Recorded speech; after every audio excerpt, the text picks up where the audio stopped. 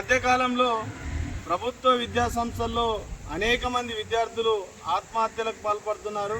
గతంలో శ్రీ చైతన్య నారాయణ విద్యా సంస్థల్లోనే ఇటువంటి ఘటనలు చదువు ఒత్తిడితో జరిగాయి. కానీ ఈ మధ్య కాలంలో ఈరోజు గవర్నమెంట్ ఇన్స్టిట్యూషన్లో ఇవన్నీ జరగడం కూడా చాలా బాధాకరం.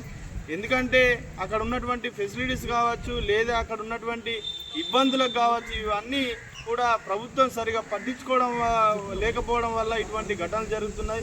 వీటిని అరికట్టడంలో ప్రభుత్వం వెంటనే విఫలమైంది. దీన్ని వెంటనే అరికట్టాలి. గర్ల్స్ హాస్టల్కు ఎప్పుడు కూడా మహిళల్ని వార్డెన్గా ఉంచాలని ప్రధానంగా డిమాండ్ చేస్తున్నాం. మొన్న శనివారం రోజు రక్షిత అమ్మాయి చనిపోతే కనీసం అక్కడ సీసీ ఫుటేజీలు కూడా అక్కడ టెక్నికల్ కారణం వల్ల డిలేట్ అయినాయి అని చెప్పేసి ఈరోజు కారణాలు చెప్తున్నటువంటి పరిస్థితి ఉన్నది. అక్కడ విద్యార్థుల దగ్గరికి వెళ్ళి ఏం విషయాలు జరిగినాయని తెలుసుకోవడానికి మేము వెళ్ళినా కానీ అక్కడ ఫస్ట్ ఇయర్ స్టూడెంట్స్ అందరినీ కూడా ఇంటికి పంపించినటువంటి పరిస్థితి ఉన్నది.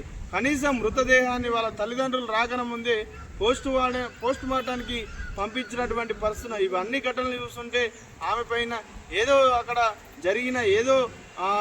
జరిగిందని మాకు అనుమానాలు. దీనిపైన వెంటనే సమగ్రంగా విచారణ జరపాలి. విద్యార్థి కుటుంబానికి ప్రభుత్వం వెంటనే ఒక 50 లక్షల ఎక్స్గ్రేషియా వెంటనే ప్రకటించాలి. ఇటువంటి గవర్నమెంట్ ఇన్స్టిట్యూషన్లో జరగకుండా ప్రభుత్వం వెంటనే జాగ్రత్త పడాలని మేము పీడిఎస్గా అదేవిధంగా పీవైఎల్డి విద్యా సంఘాలుగా మేము ప్రధానంగా ఈ డిమాండ్ చేస్తున్నాం. ఈ సందర్భంగా డిచ్పల్లి జూనియర్ కళాశాలలో విద్యార్థులతోని సంతకాల సేకరణ చేయడం జరిగింది.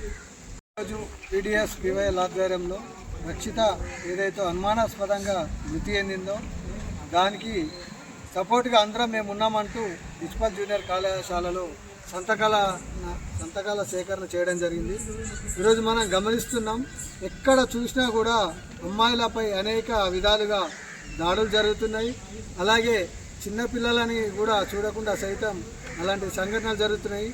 మనం ఒక డాక్టర్ అయ్యుండి కూడా ఆమె పైన కూడా అత్యాచారం లాంటివి జరగడం, దానికి ఎటువంటి ఆనవాళ్ళు కూడా దొరకకపోవడం చాలా బాధాకరం. ఎందుకంటే ఈరోజు అమ్మాయి బయటకు వెళ్ళింది, తిరిగి రావాలంటే చాలా ఇబ్బంది పరిస్థితి ఏర్పడుతుంది.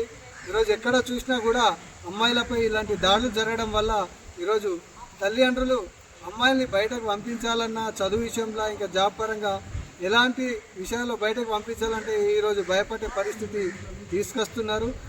వీటన్నిటి కూడా ప్రభుత్వాల విఫలమే. ఎందుకంటే గతంలో ఎలాగైతే అమ్మాయిలపై దాడులు జరిగేటియో ఇప్పుడు మళ్ళా అదే రకంగా ఈరోజు దాడులు జరిగే పరిస్థితి ఏర్పడుతుంది. అమ్మాయిలందరూ కూడా ఈరోజు మగవాళ్లకు సరిపడా ఉన్నామని తెలియజేస్తున్న క్రమం ఉన్నా కూడా ఈరోజు ఎక్కడో తెలియని చోట అమ్మాయిలపై దాడులు జరుగుతూనే ఉన్నాయి. స్కూల్లో కావచ్చు, కాలేజీలలో కావచ్చు, ఆఫీసులలో కావచ్చు, ఇలాంటి చాలా చోట్ల కూడా అమ్మాయిల్ని మానసికంగా ఇలా హింసించడము, వాళ్ళని వేధించడాలు అనేది జరుగుతున్నాయి. కాబట్టి వాటినంటిని అరికట్టడానికి, అలాగే వాటన్నింటినీ దూరం చేయాలంటే మనం అందరం కూడా ఇంకా అనేక ఉద్యమాలు చేయాల్సింది. అమ్మాయిలు కూడా ధైర్యం ఉండాలా. ఏది జరిగినా కూడా దాన్ని సిగ్గుపడకుండా బయటకు చెప్పి ఎవరైతే మనను హింసించినా బాధ పెట్టినా వాళ్ళని గల్లాబట్టి బయటకు గుంజుకొచ్చినప్పుడే మనం ఈరోజు ఆ దాడిని ఎదుర్కోగలుగుతాం. ఈరోజు వాస్తవంగా ఏంటంటే అమ్మాయిలందరూ కూడా అయ్యో చెప్తే నా పరువు ఎక్కడ పోతుందో, అయ్యో నాకేమన్నా అవుతుందేమో ఒక భయంతో ఇంకా అది ఇష్యూ అనేది పెద్ద చేయడానికి కారణమవుతుంది. కాబట్టి చిన్నగా ఏదైనా అన్నప్పుడే దాన్ని బయటకు తీసి అప్పుడే గల్లబట్టు మనం ఏదో చేసినట్లయితే అప్పుడు కరెక్ట్ దానికి పరిష్కారం అనేది దొరుకుతుంది. ఈ దాడి జరగకుండా జరుగుతుంది. కాబట్టి రక్షిత అమ్మాయి ఏదైతుందో అది నిజంగా వాస్తవంగా అనుమానాస్పదంగా అక్కడ జరిగిన సంఘటన అక్కడ ఏదో వాళ్ళు కావాలని చేసింది. కాబట్టి ఆ కుటుంబానికి న్యాయం జరిగే వరకు మనమందరం కూడా పోరాడతామని చెప్పేసి ఈ సందర్భంగా తెలియజేస్తుంది. ఎప్పటికప్పుడు వార్తలను వీక్షించేందుకు Q9 న్యూస్ ని సబ్స్క్రైబ్ చేసుకోండి, లైక్ చేయండి, షేర్ చేయండి.